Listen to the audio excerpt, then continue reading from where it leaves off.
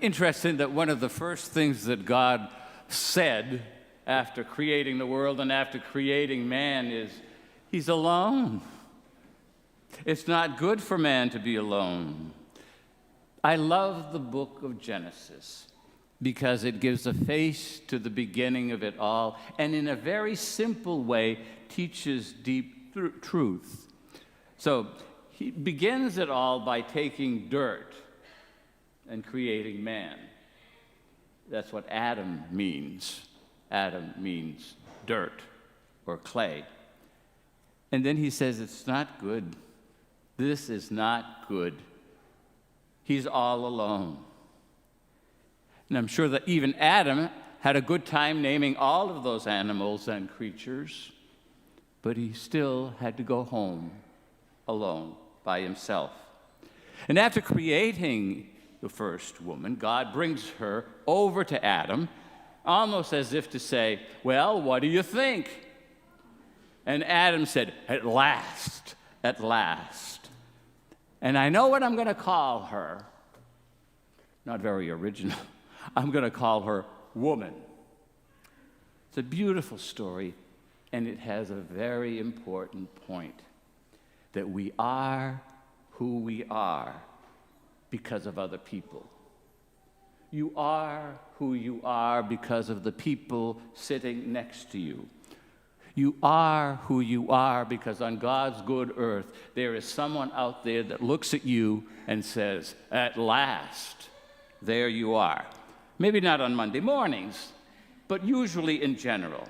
Where would we be without these people in our lives right now? It's not good that man be alone, you see. So that's Adam and Eve. And that same story has been repeated now since the beginning of creation. In our own way, we're all Adams and we are all Eves, and the story is repeated in each and unique way to be discovered and to discover. No one is complete by themselves. Jesus quotes from this passage of Genesis to define marriage and to settle an argument about divorce. And then both of them, man and woman, Adam and Eve, they discovered that over time that love isn't enough. You know that. That you've got to somehow make a commitment. That somehow love is not enough, that somehow you need promises. So from apartment buildings to palaces, man and woman have often wondered, what is this impulse in us that says, I'll love you forever? I can't love you until next week. Why do we need promises? It's because God brought us up that way. It's the way we're made. You see, my definition of God in all of the Holy Scripture is the eternal lover who makes promises to us over and over and over again.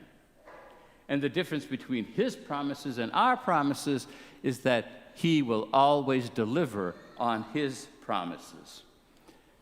And we've been trying to live that mystery and trying to explain that mystery about promises and love and commitment and caring from the beginning of time.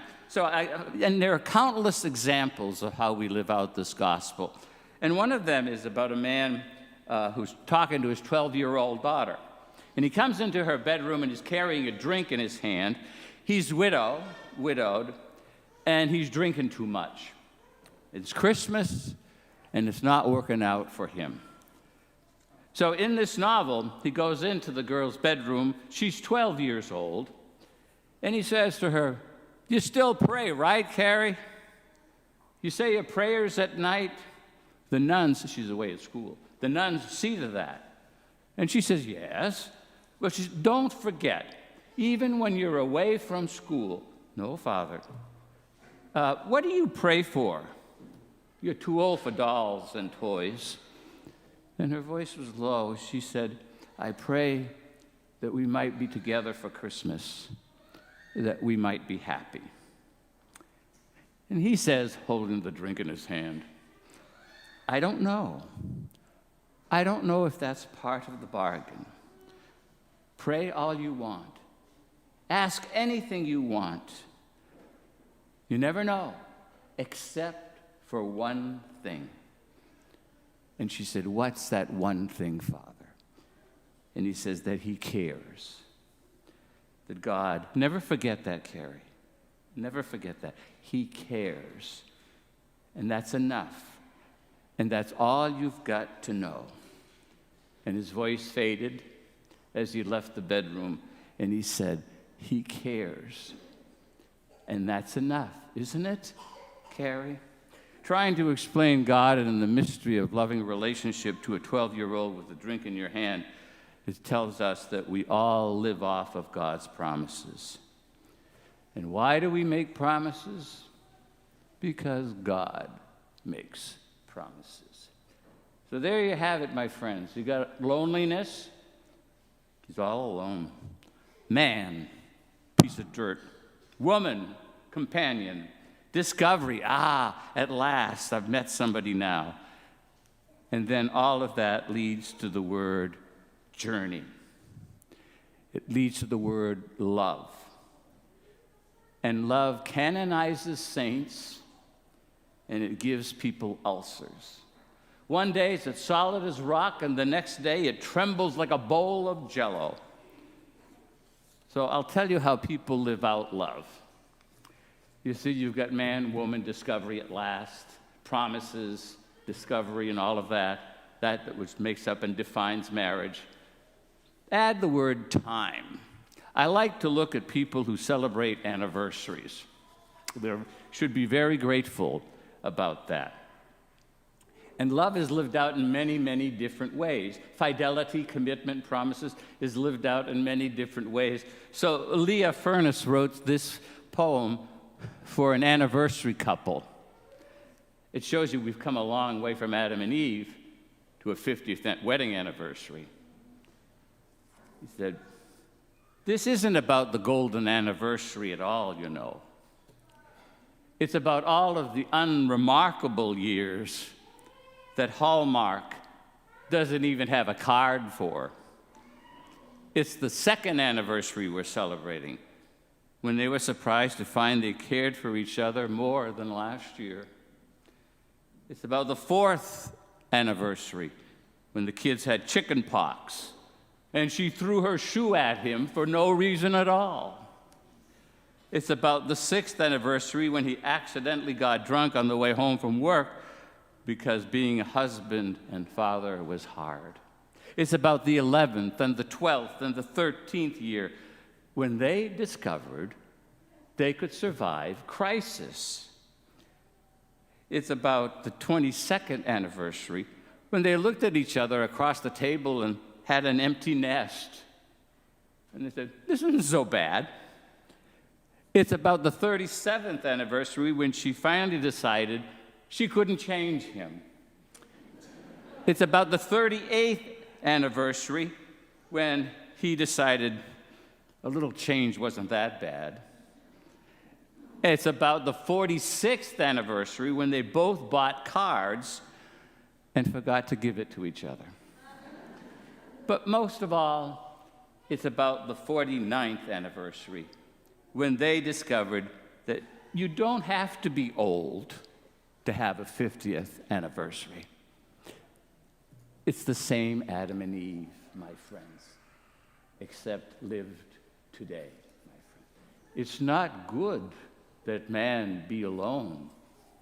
So, one of the people that I have great respect for was a rabbi, the chief rabbi of Great Britain, Jonathan Sacks. He used to write a lot of articles. He died last year. And he writes about his marriage. And he said, Elaine was 21, I was 22 when we got married. We had 3 children.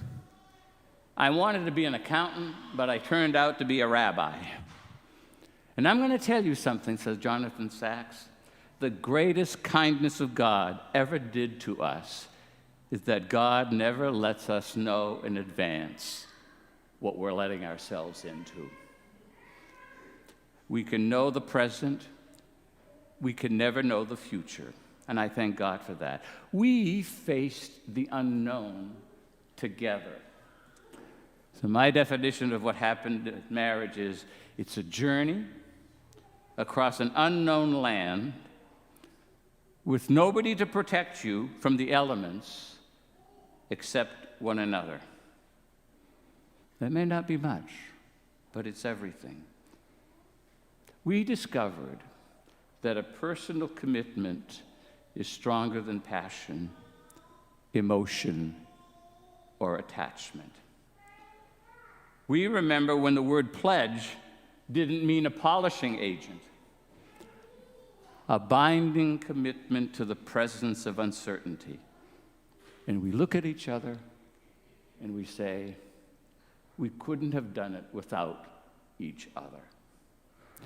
And so this Catholic priest says, and you couldn't have done it without God and each other. That's why we call it a sacrament.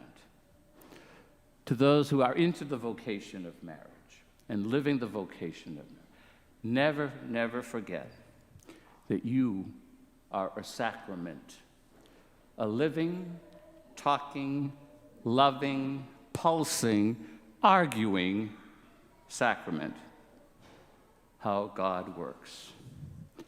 So, one final story about marriage. It's about people who went to a wedding. Now, I want you to keep Adam and Eve in the back of your mind, because that's where it all began, and that's what God intended. A group of people who had been to a wedding are on their way home. And one said, geez, it was a beautiful wedding. The food was delicious. Another says, oh, what a great wedding. The music was great. Another one said, this is the best wedding I ever went to. I saw all my friends and we had a good time. And the pastor hears this. He says, those people weren't at a wedding. And then another couple left the wedding reception, and he heard them say, boy, those people love each other.